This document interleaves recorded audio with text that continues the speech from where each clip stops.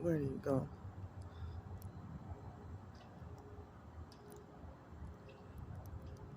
That homeless perp right there.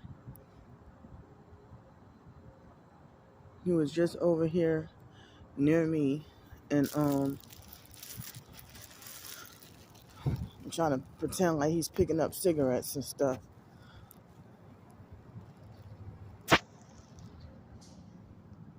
I mean, pretending that he was picking up cigarette butts.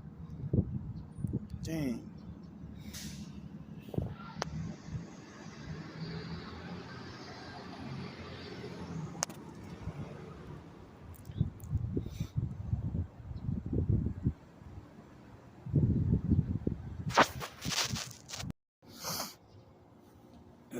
So I'm back.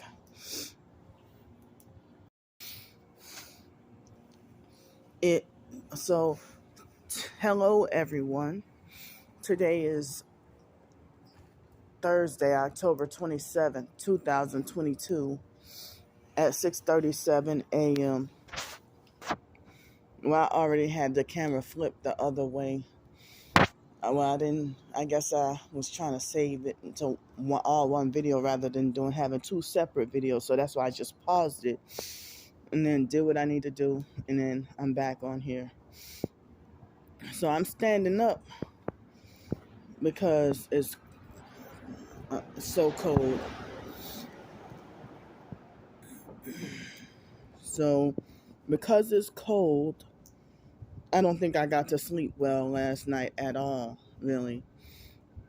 But I was extremely sleepy and tired. So I'm going to tell y'all about my day without telling every minute little detail because of the online perps. But the gang stalking network, I'm pretty sure they all know what I did throughout the day and where I went. So,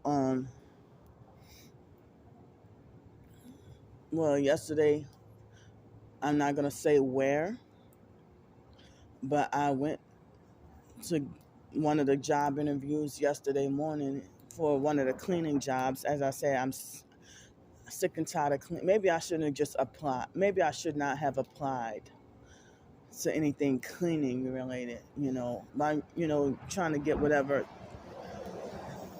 I can lay my hands on. So, I've been praying about the trailer, or if not a trailer, then something. I don't want to live with other people. I need to live by myself. I don't care. I need to live by myself. So I've been battling to try to get my own permanent place to live, and other targeted individuals will understand, that you cannot live with anybody because there's always a potential that they'll end up being a perp. So,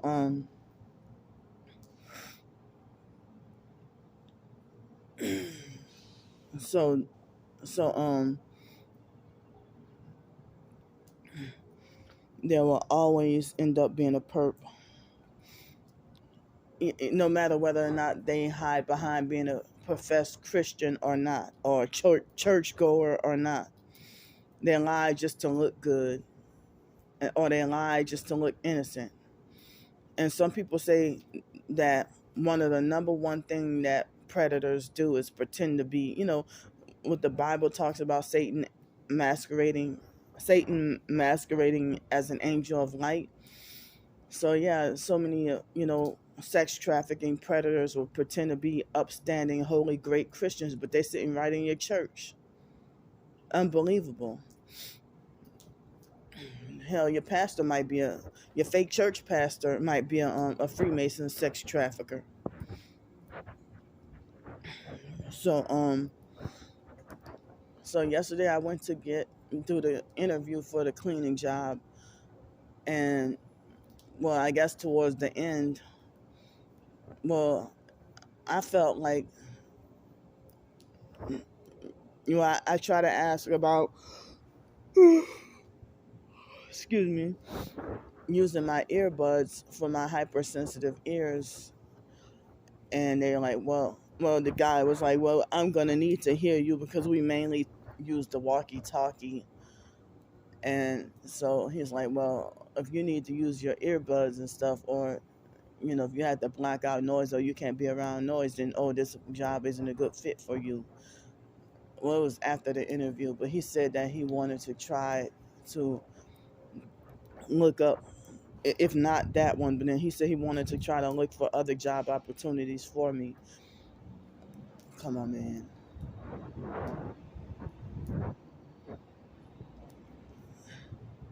But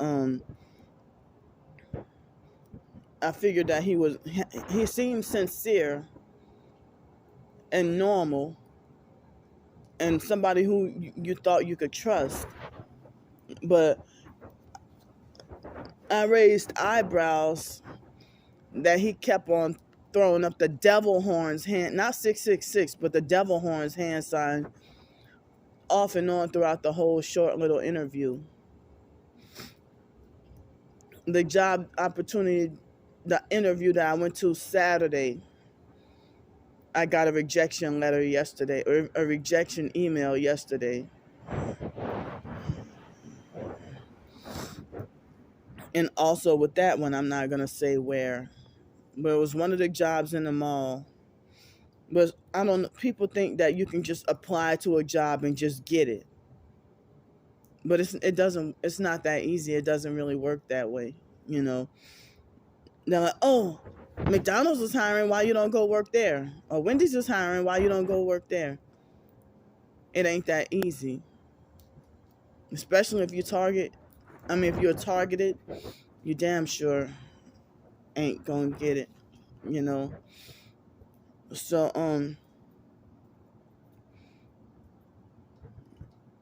that's why I say I just try to focus on my writing. It's like most jobs, the majority of the jobs I never really heard back from yet, and I ain't gonna hear back from. On Indeed, what they usually do is they look at my application and ignore me and pass me on. But I either get ignored or get rejection letters, and if they do have the rare occurrence where they would select me, then they got the workplace mobbing set up for me to be back to square one, and I could only work. I'd be lucky if I can work a week. So then after that situation, I surprisingly stumbled upon a whole job, like a career fair. And I went somewhere else, and then there was a whole career fair. And from the looks of it, everything looked and seemed so promising.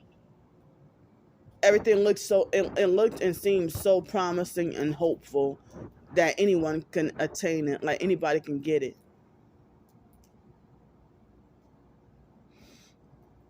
I guess that was a euphoric delusion. Temporary euphoric delusion. That's like in Los Angeles, when I saw it, like everybody has a Mercedes or a Lexus. I'm like, well, if everybody has one, then it ought to be very easy for me to get a job in order to, have one. Have a Mercedes or a Lexus. I thought wrong. But, I ended up staying, in Section 8 housing, couldn't get a job nowhere because I'm going to say it, all the illegals had the damn jobs. But like our race of people, black people, if the only money they were making was like perp money or drug money. It's a doggone shame. Perp money or drug money. Hardly any blacks got a job in Los Angeles. But I know that's part of the setup and being deprived and stuff like that. Like Los Angeles is racially segregated, believe it or not. But all the Koreans and stuff, the Koreans and other Asians, they're rich without even trying. And they're richer than the white people. But a lot of the white people, they have fake new age yoga and tarot card readers, occultic stuff, palm readings and all that. But they got, come on, man. They got poor, homeless, black and white people that stay downtown Skid Row, but maybe like 2 or 3 Asians and a few Hispanics. But the Hispanics and the foreign people, I guess that's everywhere, that they have a guaranteed good life here, and they're living better than us Americans in our own country. But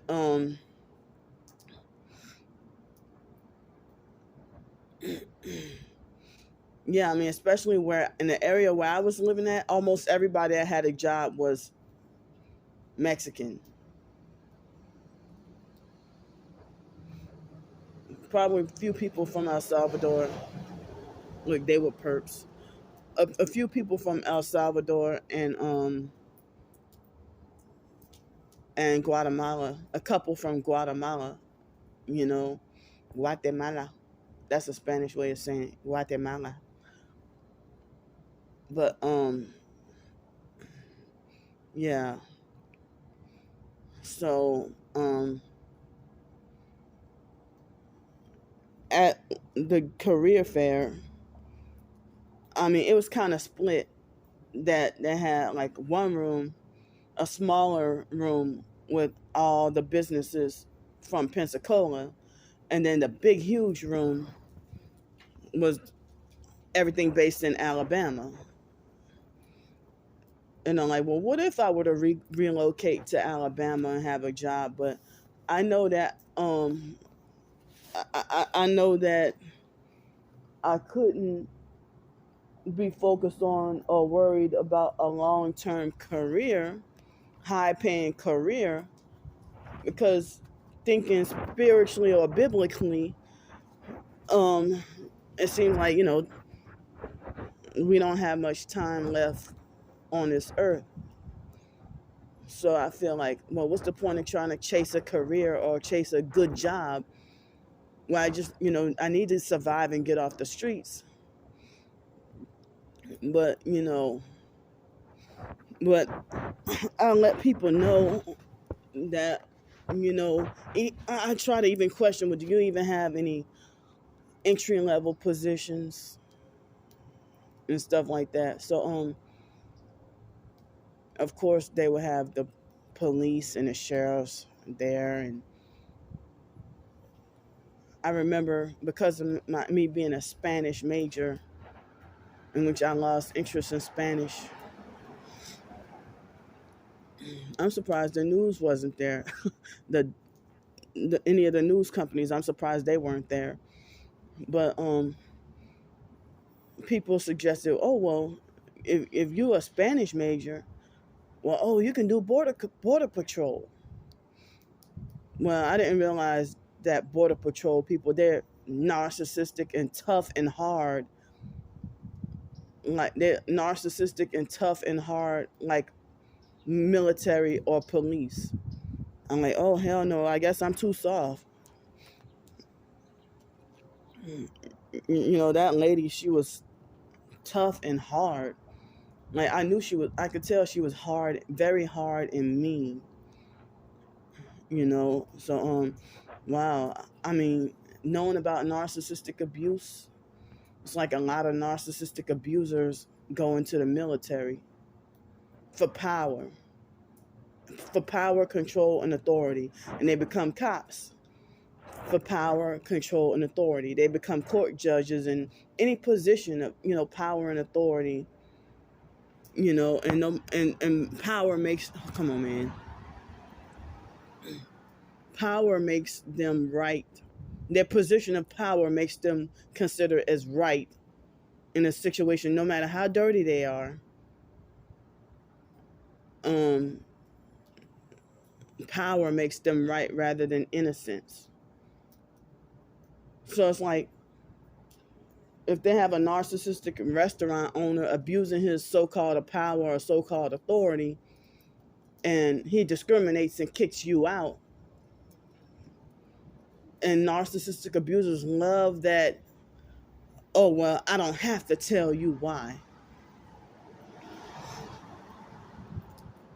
Like if you employed, they think they got the authority to fire you and without telling and have and reserve that right to not tell you why you're fired.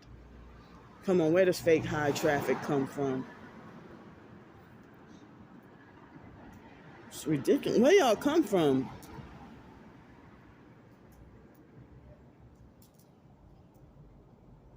So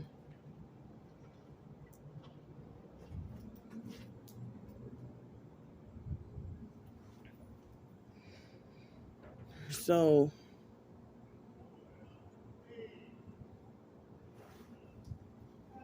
now look at him. So well, you can be innocent in the right, but just because it's, come on, man, who the hell is that?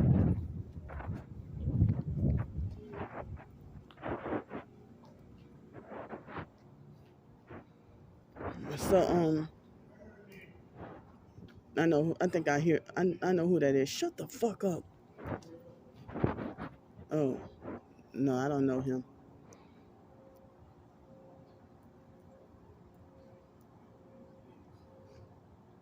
But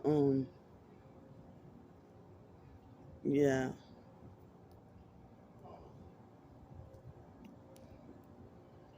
So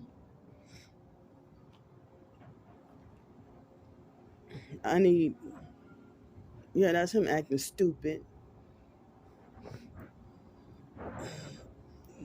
So yeah, the so-called position of authority, they're not accountable for anything, and they can get away with so much because, oh, that's their authority or that's their whatever. But it's funny because in a resident, me and someone was talking about that last night, um that if you have a place to live and somebody come to live there, you can't the police say that they have a right to stay there, and you can't kick them out or something. But how come businesses are protected? Because that's where the money is. But if it's residential, unless you're rich, but it's really backwards how our system works. But so yeah, I mean, I had my shower yesterday and had to, in order to save, like to prolong the laundry trips. Come on, man. In order to prolong the laundry trips and be less of a burden on everybody, you know, I'm gonna wait until next week to do laundry again. So I'm, trying to stretch everything out. Um, Come on, man.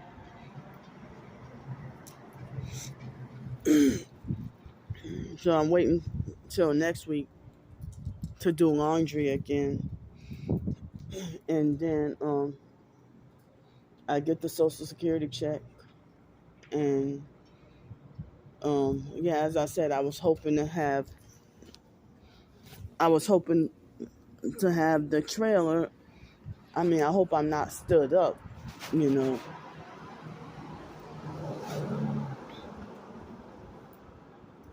I hope I'm not stood up because I need to try to get off the streets for the winter.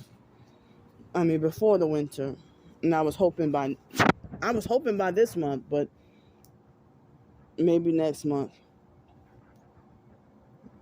So I'm hoping and praying that the trailer thing, that I can get it. But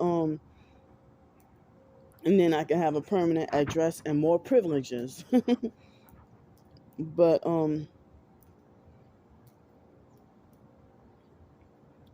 But yeah, I was cold last night, and so felt like I was suffering. But so that guy from the job yesterday told me that it would take a week for me to hear an answer back. But the lady from Saturday, she told me it would take 2 weeks, but I just got a rejection letter from the position that I applied for. But the position I applied for wasn't what she interviewed me for, and she said it was something different and that they only doing part-time while I applied for a full-time job. So I don't know if she may call me back for a seasonal position,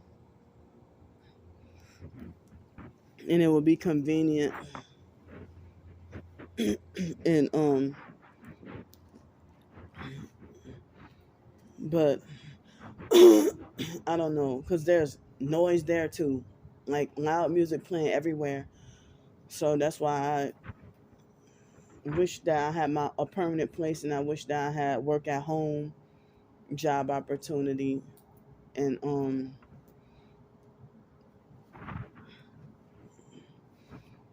but I mean, if I can do like typing chat, then um I need to speed up my skills. How many times you gonna pass by? So yeah, I think I need to re-practice my typing. So but yeah, it's hard to do being sleep deprived. I woke up a little bit after 4 something this morning, and could not go back to sleep since. But I think I may have gotten a little bit of sleep, but it was hard. I was so sleepy and tired, and it was hard for me to get some sleep. But someone gave me a ride home, and then after that we talked for like 3 more hours. Yeah.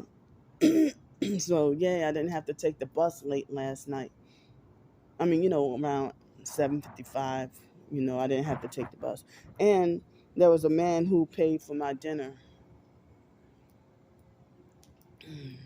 But what I wanted to say was, at the job fair, one of those Alabama-based um employment places. I'm not gonna say where. I forgot the name of it too. Excuse me. And this is the game that they played. Well, at first, well, I'm not gonna say the reason why, but at first they hesitated to let me in and acted like they didn't want me. They acting like they didn't want me to participate in the job fair, you know. But I can't say, I'm not gonna say why. But they acted like they didn't want me to participate in the job fair. And so then, you know, after that, they let me in, and I had to put on a name tag, and and then I went around, you know, different booths to try to see what entry level positions you may have, because I ain't got no experience, nothing, nowhere. And so I don't have much experience, but I want something different, something new, and I don't want to continue to do janitorial and dishwashing because one of the main reasons is make my OCD worse, and also re-traumatizes me all over again from the foster care abuse in childhood. But I think the perps are trying to trick things to where I have no choice, because remember, they want targeted individuals to be forced homeless, forced low income, or forced poverty, and they want to control and manipulate and keep a stalking watch on every penny that you get. And so That's why they would freak out at my GoFundMe. And if people wanted to be supportive and donate and help me out, then they start freaking out because then they lose control. When I get more independence, they lose control. But I heard that you cannot get out of poverty and homelessness alone. You need help. And I'm not talking about psychiatric help. I'm talking about, financial help, or like a helping hand, like a hand up. But that's what they do. Narcissistic employers, they refuse to hire homeless because they, see us a certain way. And then they lie and say that we're lazy and don't want to work. So the people at that booth in Alabama, what they did, I mean, not in Alabama, I meant to say the Alabama section of the job fair. What they did was, come on, man.